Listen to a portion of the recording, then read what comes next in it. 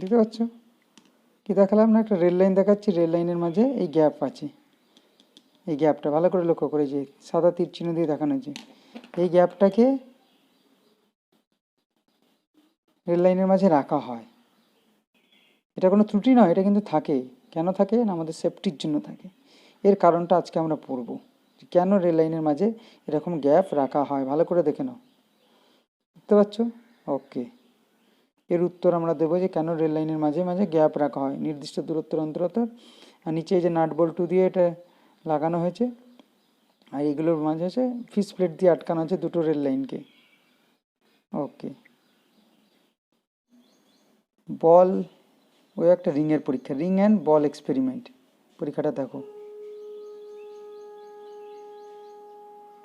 কি কি লাগছে না, একটা বল লাগবে, একটা সোর্স অফ হিটিং লাগবে, মানে এটাকে উত্তপ্ত করার জন্য, একটা বল একটা রিং নেওয়া হয়েছে। এবার দেখো, লোহার বল বা তামার বল নিলাম, এই বলটা ওই রিংটার মধ্যে দিয়ে অনায়াসে যেতে পারছে, দেখো গলে যাচ্ছে তাপ দেওয়ার আগে, বিফোর হিটিং। কারণ ডায়ামিটার অফ দ্য বল, মানে বলের ব্যাসার্ধটা রিংয়ের থেকে কম আছে বলে গলে যাচ্ছে। এবার একে কী করবো, একে তাপ দেব, তাপ দেওয়ার পরে 5 মিনিট ধরে তাপ দেব, তাপ দেওয়ার পর দেখব কিন্তু ওটা আর গলতে পারছে না। ওটাকে আবার ঠান্ডা করে, বলটাকে যদি আবার ঠান্ডা করে নিই, তখন সেটা কিন্তু ওটার মধ্যে দিয়ে আবার গলতে পারবে। তাহলে তাপ দিলাম, তাপ দেওয়ার পর কী হলো না, ওর ডায়ামিটারটা বা ব্যাসার্ধটা বেড়ে গেছে, দেখো আটকে গেছে, বলটা স্টাক হয়ে গেছে, মানে আটকে গেছে। এবার ওকে যদি ঠান্ডা করে দিই, ঠান্ডা করে দিলে কিন্তু বলটা আবার গলে যাবে। এখন আটকে গেছে, আটকে গেছে, এবার দেখো গলে গেল ঠান্ডা করার পর এটা। তাহলে প্রথমে যে একটা ছবি দেখালাম, ওই রেল লাইনের ছবি, আর একটা ভিডিও দেখালাম পরীক্ষা, এর থেকে তোমরা বুঝতেই পারছো যে আজকে আমাদের পড়ার বিষয় হচ্ছে তাপের ঘটনাসমূহ। এবং তাপের ঘটনাসমূহ, তাপের ঘটনাসমূহের যে টপিক্সটা নিয়ে আমরা পড়তে চাইছি সেটা হচ্ছে তাপীয় প্রসারণ। তাপীয় প্রসারণ অর্থাৎ থার্মাল এক্সপানশন, থার্মাল এক্সপানশন। কারণ প্রথমের ছবিতেই দেখলে যে রেল লাইনের মাঝে ফাঁক রাখা হচ্ছে, অর্থাৎ তাপ দিলে নিশ্চয়ই ধাতব পদার্থের প্রসারণ হয়। সেই প্রসারণের জন্য যাতে কোনো দুর্ঘটনা না ঘটে তার জন্য সেটা করা হয়। আস্তে আস্তে আমরা ডিটেলসে জানবো যে কেন করা হচ্ছে। এবং আরেকটা দেখালাম বল ও রিংয়ের পরীক্ষা বা বল আর রিং এক্সপেরিমেন্ট, সেটা দিয়ে তোমরা বুঝতে পারছো যে তাপ দিলে কী হয় না, কঠিনের প্রসারণ হয়। তাহলে তাপীয় প্রসারণের আমরা যে পড়তে যাচ্ছি তার আগে আমরা বলে দিই যে পদার্থের কয়টি ভৌত অবস্থা? পদার্থের 3টে ভৌত অবস্থা, কঠিন, তরল, গ্যাস। তাহলে এই 3টে পদার্থকে তাপ দিলে কি হয় না, তাপীয় প্রসারণ হয়। এই ঘটনাটাকে বলা হয় পদার্থের তাপীয় প্রসারণ। তাহলে পদার্থের তাপীয় প্রসারণ বলতে কি বোঝায়? পদার্থের তাপীয় প্রসারণ বলতে বোঝায় কঠিন, তরল প্লাস গ্যাস, এই 3টেকেই তাপ দিলে কি হয় না, এদের প্রসারণ হয়। প্রসারণ অর্থাৎ আয়তনে বেড়ে যায়, বা বলতে পারি কঠিনের ক্ষেত্রে দৈর্ঘ্য, প্রস্থ, আয়তন 3টেই বাড়ে। তরল বা গ্যাসের ক্ষেত্রে শুধু আয়তনের কথাটা বলবো, এখন বলছি প্রসারণ। তাহলে তাপীয় প্রসারণ কি না, তাপীয় প্রসারণ বলতে বোঝায় যে কোনো পদার্থ অর্থাৎ কঠিন, তরল, গ্যাসকে তাপ দিলে, তাপ যদি দেওয়া হয় কি হয় না, তাদের প্রসারণ হয়। তার একটা পরীক্ষা দেখিয়েছি, বল রিংয়ের পরীক্ষায়। এই ঘটনাটাকে বলা হয় পদার্থের তাপীয় প্রসারণ। তার আজকে আমাদের পড়ানোর বিষয় পদার্থের তাপীয় প্রসারণ। এর মধ্যে প্রথমে পড়বো আমরা কঠিনের তাপীয় প্রসারণ, তারপর তরলের তাপীয় প্রসারণ, তারপর গ্যাসের তাপীয় প্রসারণ। যেহেতু পদার্থ 3টে অবস্থায় থাকতে পারে, তাহলে তাপীয় প্রসারণ কয় প্রকার হবে? তাপীয় প্রসারণ অবশ্যই 3 প্রকার হবে। একটা তাপীয় প্রসারণ বা থার্মাল এক্সপানশন কঠিনের প্রসারণ, কঠিনের তাপীয় প্রসারণ বলা হবে। কঠিনের তাপীয় প্রসারণ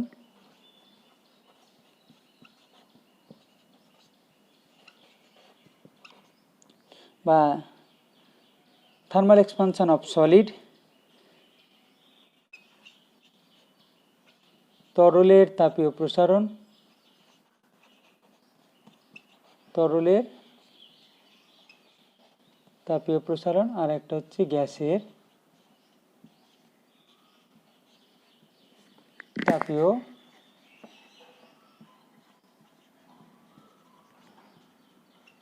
প্রসারণ। তাহলে পদার্থের তাপীয় প্রসারণ কয় প্রকার? না, পদার্থের তাপীয় প্রসারণ 3 প্রকার। কি কি? কঠিনের তাপীয় প্রসারণ বা thermal expansion of solid, thermal expansion of liquid বা তরলের তাপীয় প্রসারণ, আর একটা হচ্ছে গ্যাসের তাপীয় প্রসারণ বা থার্মাল এক্সপানশন অফ গ্যাসেস। তার আগে এবার একটা কথা, তাহলে তাপ দিলে 3 ধরনের পদার্থেরই তাপীয় প্রসারণ হয়, কিন্তু তাপ দিলে, এটা যদি তাপ দেওয়া হয় সমপরিমাণ তাপ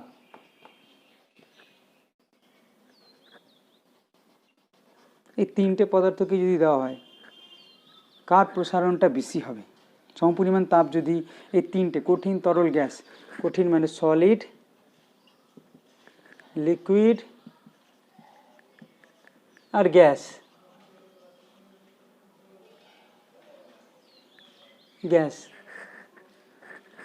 এই 3টেকে যদি দেওয়া হয়, তাহলে কার ক্ষেত্রে প্রসারণটা বেশি হয়? তাহলে এদের বা তাপীয় প্রসারণের কারণটা যদি জানতে চাই, বা এই প্রশ্নের উত্তর, দুটোর প্রশ্নের উত্তর অনেকটাই এক। আমরা যদি গঠনটা দেখি, আমরা দেখেছিলাম যে কঠিন পদার্থের নির্দিষ্ট জ্যামিতিক আকার আছে। এটা একটা কঠিন পদার্থের গঠন যদি দেখায়, কঠিন পদার্থের মধ্যে অসংখ্য কণাগুলো একটা নির্দিষ্ট জায়গায় এরকম করে দেখাচ্ছি। এইটা কঠিন পদার্থের অণু বা পরমাণু বা কণাগুলো, তাদের অবস্থানটা নির্দিষ্ট, এবং তাদের অবস্থানটা নির্দিষ্ট হলেও তারা কিন্তু তাদের সাম্যাবস্থান বা মিন পজিশনকে ঘিরে এইভাবে কাঁপতে থাকে, এরকম করে কাঁপতে থাকে। এরকম করে আমি দুটো কণার কম্পনটা দেখাচ্ছি, কাঁপছে, কিন্তু তাদের গঠনটা নির্দিষ্ট গঠন আছে। কেন আছে? না, এই কঠিনের এই কণাগুলোর মধ্যে যে আন্তরাণবিক আকর্ষণ বলটা ক্রিয়া করে, এই দুটো অণু বা প্রত্যেকটা কণার মধ্যে যে আন্তরাণবিক আকর্ষণ বলটা ক্রিয়া করে, আন্তঃআণবিক বা আন্তরাণবিক যে আকর্ষণ বল ক্রিয়া করে, সেটা খুবই শক্তিশালী হয়।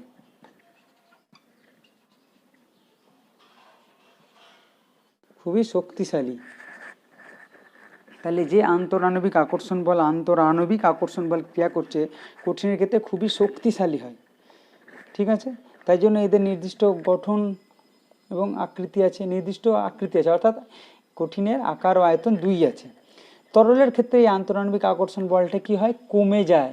তরলের ক্ষেত্রে সেই আন্তরাণবিক আকর্ষণ বলের মানটা, এই আন্তরাণবিক আকর্ষণ বলটা মাঝারি হয়। গ্যাসের ক্ষেত্রে এই আন্তরাণবিক মানটা অনেকটাই কম হয়, মানে ক্ষুদ্র, অনেক কম। তাহলে এটার ক্ষেত্রে হলো বেশি, এটার ক্ষেত্রে মাঝারি, এটার ক্ষেত্রে হলো কম। ফলে কঠিনের কি হলো না, নির্দিষ্ট আকার ও আয়তন থাকছে।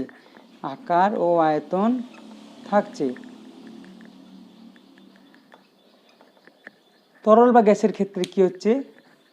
তরলের ক্ষেত্রে যদি বলি, নির্দিষ্ট আকার নেই কিন্তু আয়তন আছে। গ্যাসের ক্ষেত্রে আকার ও আয়তন কোনোটাই থাকে না। আকার ও আয়তন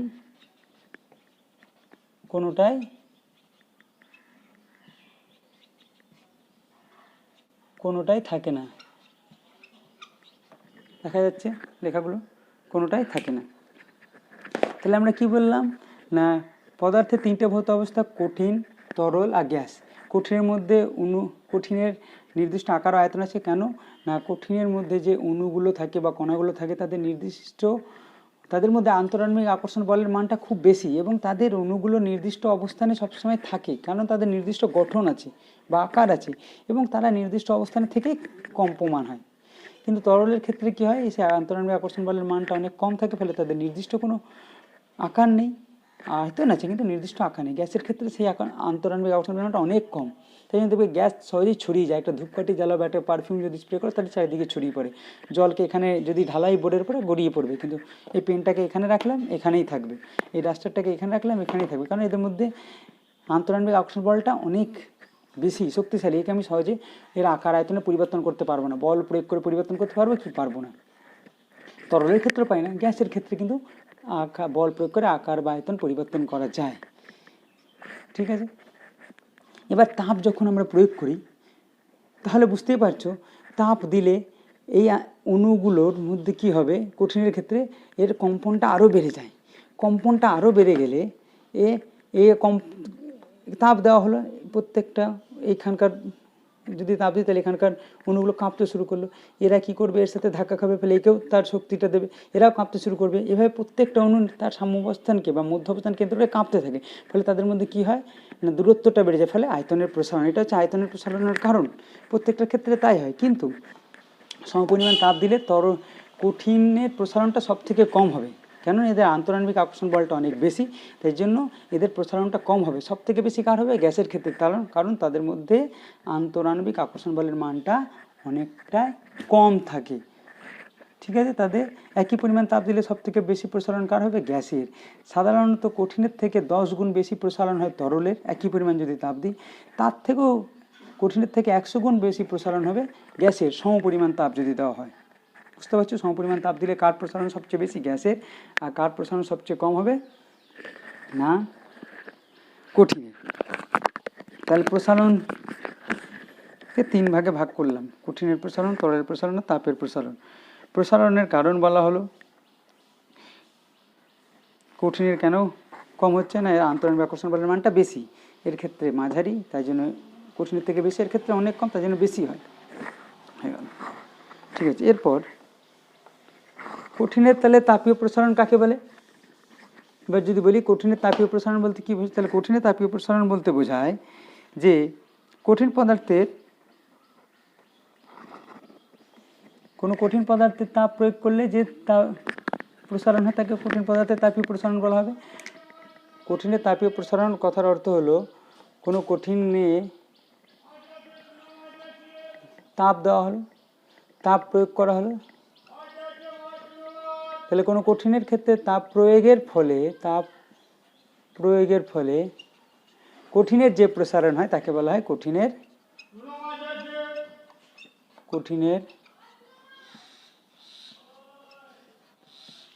যে প্রসারণ হয় তাকে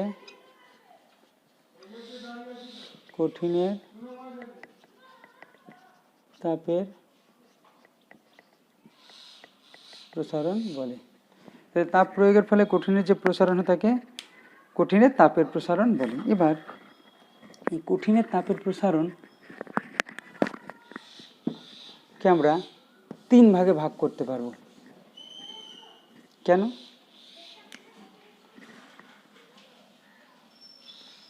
কারণ কঠিনের কি আছে না, কঠিনের নির্দিষ্ট দৈর্ঘ্য, প্রস্থ, উচ্চতা আছে। ধরো এরকম একটা ঘনক নিলাম, এই ঘনকটা দেখতে পাচ্ছ, এইখানে এঁকে দিচ্ছি।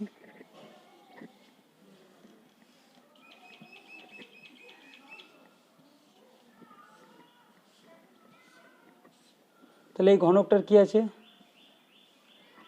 দৈর্ঘ্য আছে। ঠিক আছে, এটা হচ্ছে দৈর্ঘ্য, এটা হচ্ছে প্রস্থ, এটা হচ্ছে উচ্চতা। তাহলে কঠিনের দৈর্ঘ্য, প্রস্থ, উচ্চতা 3টেই আছে, অর্থাৎ কঠিনের নির্দিষ্ট আকার ও আয়তন আছে। তাহলে যদি তাপ দেওয়া হয় কঠিনের কি হবে, দৈর্ঘ্য প্রসারণ হবে। 2 নম্বর ক্ষেত্র প্রসারণও হবে, আর 3 নম্বর আয়তন প্রসারণও হবে। দৈর্ঘ্য প্রসারণটাকে আমরা অনেক সময় কি বলি, লিনিয়ার এক্সপানশন। ঠিক আছে, আর লিখছি না। ক্ষেত্র প্রসারণটাকে অনেকটা এরিয়া এক্সপানশন বা সারফেস এক্সপানশন বা সুপারফিশিয়াল এক্সপানশনও বলে। সারফেস এক্সপানশন বলা যেতে পারে, সারফেস এক্সপানশন, এটাকে ভলিউম এক্সপানশন বা ভলিউমেট্রিক এক্সপানশনও বলে, ভলিউম এক্সপানশন। তাহলে কঠিনের ক্ষেত্রে আমরা 3 ধরনের এক্সপানশন পেলাম না, প্রসারণ পেলাম, দৈর্ঘ্য প্রসারণ, ক্ষেত্র প্রসারণ, আয়তন প্রসারণ। কেন 3 ধরনের পেলাম? সে কারণ কঠিনের নির্দিষ্ট আকার আছে ও আয়তন আছে। আকার আয়তন থাকার জন্য, জ্যামিতিক গঠন থাকার জন্য এর দৈর্ঘ্যও বাড়বে, প্রস্থও বাড়বে আর উচ্চতাও বাড়বে। এটা ঘনকটা দিয়েছি। যখন দৈর্ঘ্য প্রসারণের কথা বলবো তখন আমরা শুধুমাত্র একটা ধাতব রড নেব। দৈর্ঘ্য প্রসারণের ক্ষেত্রে ছবি থেকে দেখাচ্ছি একদম ধাতব রড, তাকে তাপ দিলে শুধুমাত্র একদিকে, একটা নির্দিষ্ট দিকেই প্রসারণ হয়, তখন তাকে বলা হয় দৈর্ঘ্য প্রসারণ বা লিনিয়ার এক্সপানশন। ঠিক আছে?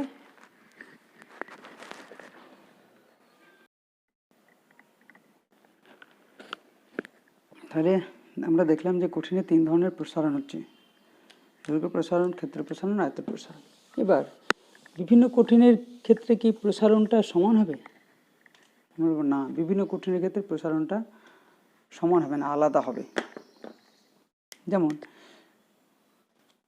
একই উষ্ণতা বৃদ্ধিতে একটা লোহা ধাতব পাত নিলাম আর একটা তামার পাত নিলাম। লোহা তামা দুটোই পাত নেওয়া হয়েছে এরকম করে, একই দৈর্ঘ্য একই প্রস্থ ছেড়েছে, এবং দুটোকে যদি একই তাপমাত্রা দেওয়া হয় তাহলে দুটোর প্রসারণ কিন্তু আলাদা হবে। দেখা যাবে তামার প্রসারণটা বেশি হবে লোহা অপেক্ষা। এই ধর্মটাকে কাজে লাগিয়ে আমরা একটা জিনিস তৈরি করি, সেটা হচ্ছে দ্বিধাতব পাত।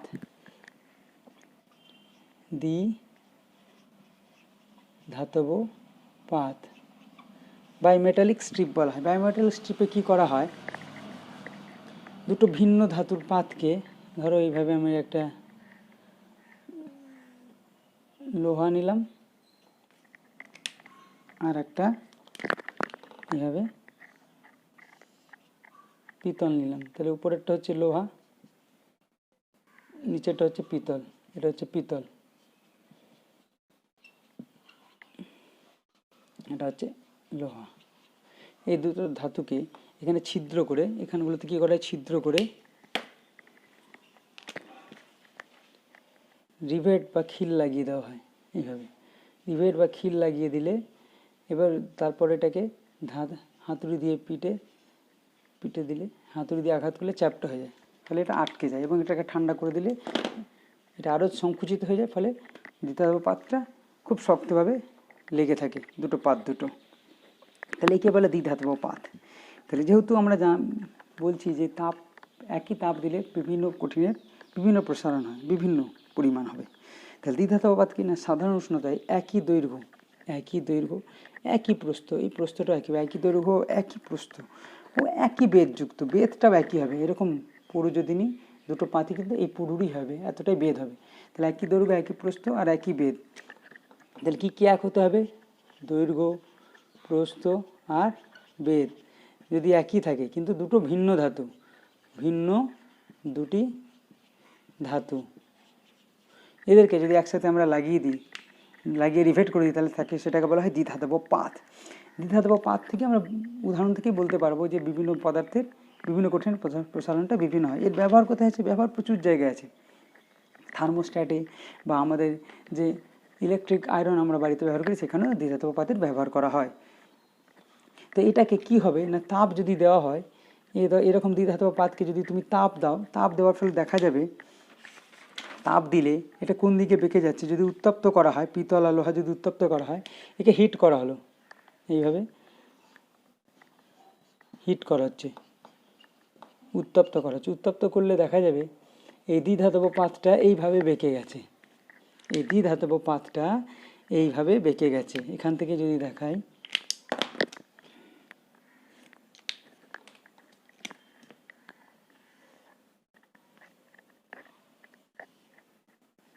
এটা এইভাবে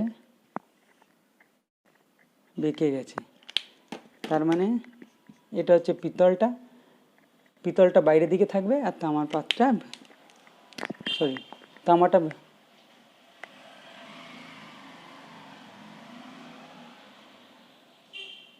এরকম এইভাবে বেঁকে যাচ্ছে।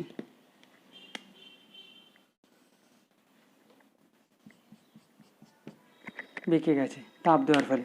তাহলে দেখতে পাচ্ছ যে তামাটা, এই হ্যাঁ এখানে তামা, পিতল বলেছিলাম না লোহা বলেছিলাম, যেটাই না হোক, লোহা বা তামা যাই নেওয়া হোক না কেন, তাহলে এটা যদি তামা হয় বা পিতলও নিতে পারো, এটা লোহা। তামাটা বাইরের দিকে থাকবে, লোহাটা ভেতরের দিকে থাকবে। তাহলে তামার যেহেতু প্রসারণটা বেশি, তাই জন্য সে বাইরের দিকে আছে, আর লোহার প্রসারণটা কম, যেহেতু সে ভিতরের দিকে আছে। তাপ দেওয়ার ফলে একে যদি শীতল করা হয় তাহলে উল্টো ঘটনা ঘটবে। যদি খুব ঠান্ডা করে দাও তাহলে দেখা যাবে পিতলের সংকোচনটা বেশি হবে, পিতলটা ভেতরের দিকে থাকবে। এটা উত্তপ্ত করার ফলে হলো। এবার যদি এটা একেই যদি শীতল করা হয় তখন দেখা যাবে এরকম।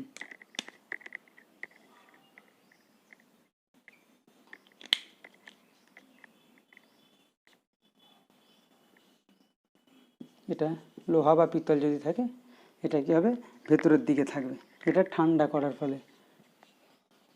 তাহলে উত্তপ্ত ঠান্ডা করার ফলে দ্বিধানুপাতের প্রসারণটা বেঁকে যাওয়াটা বিপরীত দিকে হচ্ছে। তাহলে এই ধর্মটাকে কাজে লাগানো হয় থার্মোস্ট্যাট বা ইলেকট্রিক আয়রনে স্বয়ংক্রিয় সুইচ হিসেবে, বা অগ্নি নির্বাপক যন্ত্র এটাকে ব্যবহার করা হয়, বা অগ্নি সংকেত যন্ত্রে এটাকে ব্যবহার করা হয় দ্বিধানুপাতকে। এবার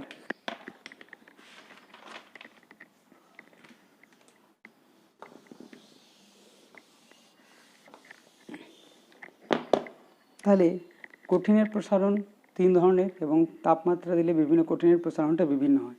তাহলে প্রথমে আমরা পড়ব কঠিনের দৈর্ঘ্য প্রসারণ।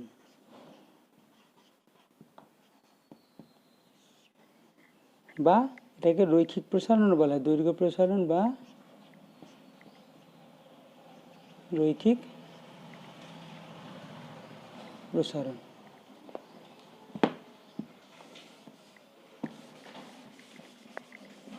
পড়ছি কঠিনের তাপীয় প্রসারণ। তাহলে দৈর্ঘ্য প্রসারণ বা রৈখিক প্রসারণের ক্ষেত্রে কি বলবো, যে ধরো এটা একটা ধাতব পাত, যার দৈর্ঘ্য হচ্ছে L1 এবং উষ্ণতাটা হচ্ছে T1 ডিগ্রি সেন্টিগ্রেড। এবার এর তাপমাত্রা বৃদ্ধি করা হলো, তাপমাত্রা বৃদ্ধি করলে T2 করা হলো, ফলে এর দৈর্ঘ্যটা হলো, তাপমাত্রা করলাম না T2 করলাম, দৈর্ঘ্যটা হলো L2। এর দৈর্ঘ্যটা কত ছিল, এর দৈর্ঘ্যটা ছিল L1, এবং তাপমাত্রা দিয়ে তাপ দেওয়ার ফলে তাপ প্রয়োগ করলাম। এই ধাতব দণ্ডটায়, লোহার পাত বা যে কোনো ধাতব দণ্ড নিলাম, তাকে তাপ প্রয়োগ করা হলো। তাপ প্রয়োগের ফলে তার কী হয়েছে না, দৈর্ঘ্যের বৃদ্ধি হয়েছে। এই যে দৈর্ঘ্যের বৃদ্ধি হয়েছে, কতটা দৈর্ঘ্যের বৃদ্ধি হয়েছে, এই এতটুকু দৈর্ঘ্যের বৃদ্ধি হলো। তাহলে অবশ্যই এখানে আমাকে T2টা গ্রেটার দেন T1, তাপমাত্রাটা অবশ্যই বেশি হতে হবে, তবে এই ঘটনাটা ঘটবে। তাহলে তাপ প্রয়োগ করা হলো, তাপ প্রয়োগের ফলে অর্থাৎ T2 উষ্ণতায়, উচ্চতর উষ্ণতায় এর দৈর্ঘ্য হয়েছে L2, অর্থাৎ দৈর্ঘ্য বৃদ্ধি বা প্রসারণ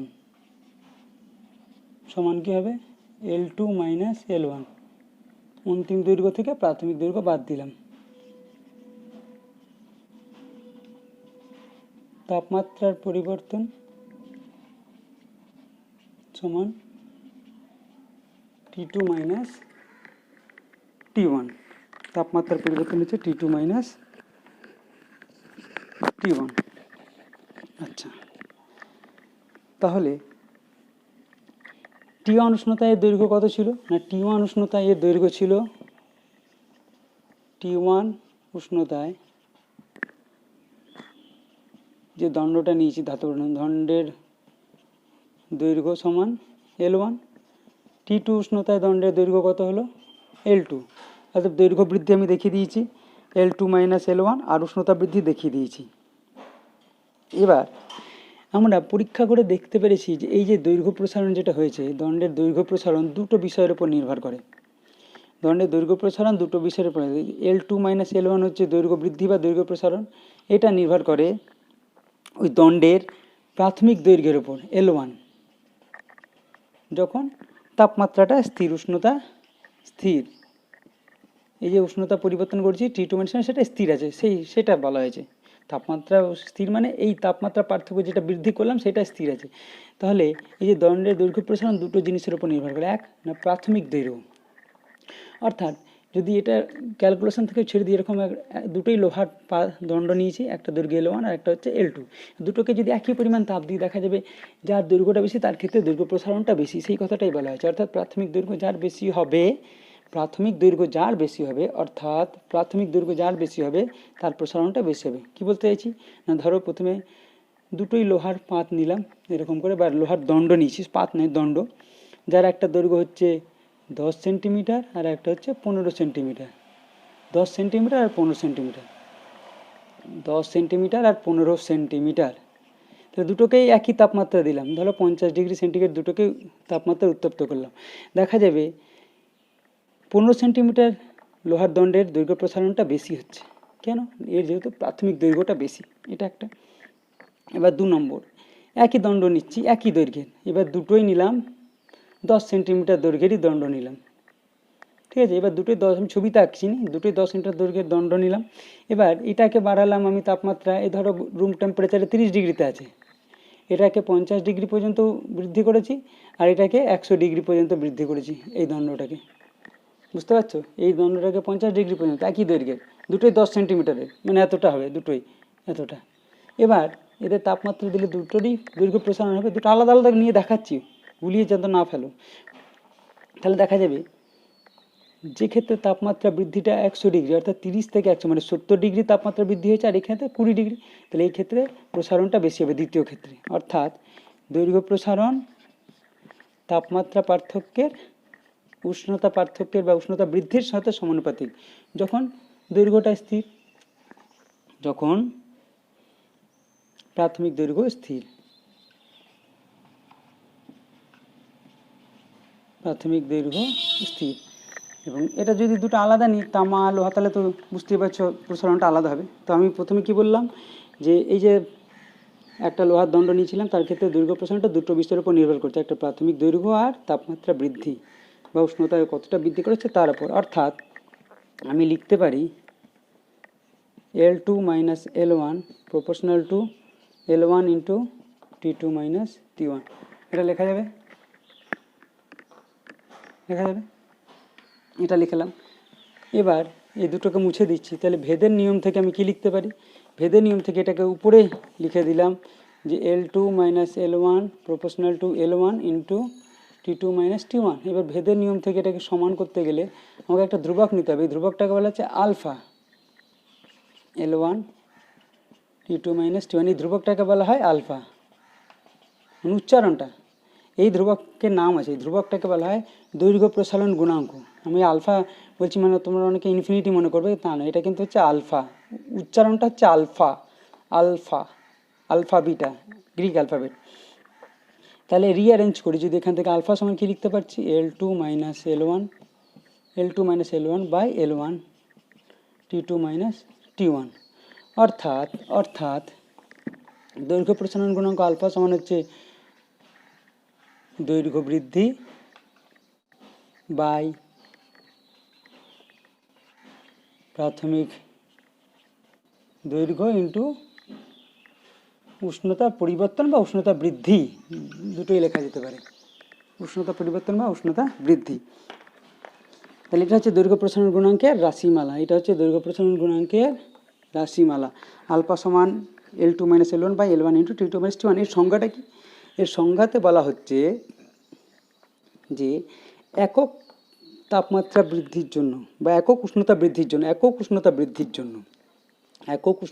জন্য কোনো কঠিনের প্রতি একক দৈর্ঘ্যে যে দৈর্ঘ্য প্রসারণ হয় তাকে বলা হয় ওই কঠিনের দৈর্ঘ্য প্রসারণ গুণাঙ্ক। সংজ্ঞাটা কি বলতে হবে, কেন আলফার সংজ্ঞা বার করতে গেলে কী কী একক করতে হবে, বুঝতে পারছো যে তাপমাত্রাটাকে একক নিতে হবে, মানে একক তাপমাত্রা বৃদ্ধির